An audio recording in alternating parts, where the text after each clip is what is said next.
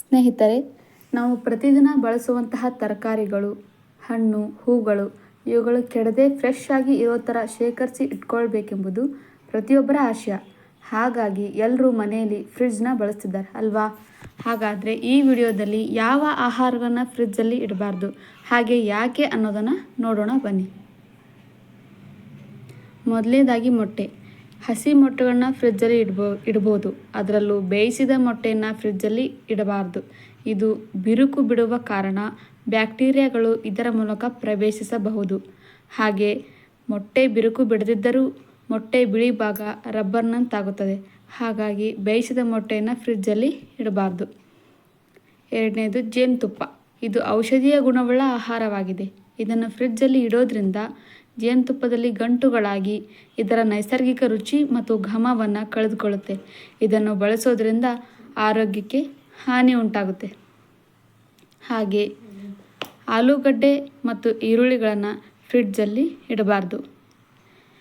ಆಲೂಗಡ್ಡೆ ಮತ್ತು ಈರುಳ್ಳಿಗಳಲ್ಲಿ ಪಿಷ್ಟ ಅಥವಾ ಸ್ಟಾರ್ಚ್ ಅನ್ನೋ ಅಂಶ ಹೆಚ್ಚಾಗಿರುವುದರಿಂದ ಫ್ರಿಡ್ಜಲ್ಲಿ ಇಟ್ಟಾಗ ಇದು ಸಕ್ಕರೆ ಅಂಶಕ್ಕೆ ಬದಲಾಗುತ್ತೆ. ಇದನ್ನು ಸೇವಿಸುವುದರಿಂದ ಸಕ್ಕರೆ ಕಾಯಿಲೆ ಇದ್ದವರಿಗೆ ಆರೋಗ್ಯದ ಮೇಲೆ ಕೆಟ್ಟ ಪರಿಣಾಮ ಬೀರಬಹುದು. ಹಾಗಾಗಿ ಈರುಳ್ಳಿ, ಆಲೂಗಡ್ಡೆಗಳನ್ನು ಫ್ರಿಡ್ಜಲ್ಲಿ ಇಡಬಾರ್ದು. ಕಲ್ಲಂಗಡಿ ಹಣ್ಣು. ಇದನ್ನು ಸಾಮಾನ್ಯ ಉಷ್ಣತೆಯಲ್ಲಿ ಇಟ್ಟಿರಬೇಕು.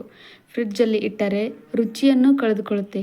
ಇದನ್ನು ಕಟ್ ಮಾಡದೆ ಹೊರಗಡೆ ಇಟ್ಟರೆ ಇದರ ರುಚಿ ಇಮ್ಮಡಿಯಾಗಿರುತ್ತದೆ. ಬ್ರೆಡ್. ಇದನ್ನು ಫ್ರಿಡ್ಜಲ್ಲಿ ಇಟ್ಟರೆ ಡ್ರೈ ಆಗುತ್ತೆ. ಇದನ್ನು ಇಡೋದಾದರೆ ಒಂದು ಕವರ್ನಲ್ಲಿ ಕಟ್ಟಿ ಇಡಬೇಕು.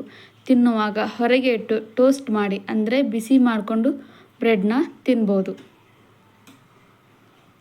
ಟೊಮೆಟೊ ಹಣ್ಣನ್ನು ಕೂಡ ಫ್ರಿಡ್ಜಲ್ಲಿ ಇಡಬಾರ್ದು.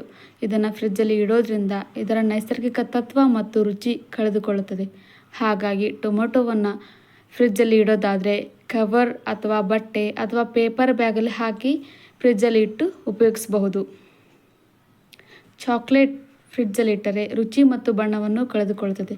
ಹಾಗಾಗಿ ತಂಪು ಹಾಗೂ ಒಣ ಜಾಗದಲ್ಲಿ ಗಾಳಿ ಆಡದಂತೆ ಡಬ್ಬಿಯಲ್ಲಿ ಚಾಕ್ಲೇಟ್ಗಳನ್ನ ಹಾಕಿಡಬಹುದು. ಕೊನೆಯದಾಗಿ ಬಾಳೆಹಣ್ಣು. ಬಾಳೆಹಣ್ಣಿನ ಸಿಪ್ಪೆಯಲ್ಲಿ ಎಥಿಲೀನ್ ಅನಿಲ ಬಿಡುಗಡೆಯಾಗುತ್ತದೆ. ಇದನ್ನು ಫ್ರಿಡ್ಜಲ್ಲಿ ಇಟ್ಟಾಗ ವೇಗವಾಗಿ ಕಪ್ಪಾಗಿ ಜೊತೆ ಇರುವ ಹಣ್ಣುಗಳನ್ನು ಕೂಡ ಇದು ಕೆಡಿಸುತ್ತದೆ. ಹಾಗಾಗಿ ಬಾಳೆಹಣ್ಣನ್ನು ಫ್ರಿಡ್ಜಲ್ಲಿ ಇಡಬಾರ್ದು. ಈ ವಿಡಿಯೋ ಇಷ್ಟ ಆದರೆ ಲೈಕ್ ಮಾಡಿ. ದಯವಿಟ್ಟು ನಮ್ಮ ಚಾನಲ್ನ ಸಬ್ಸ್ಕ್ರೈಬ್ ಮಾಡಿ. Thanks for watching.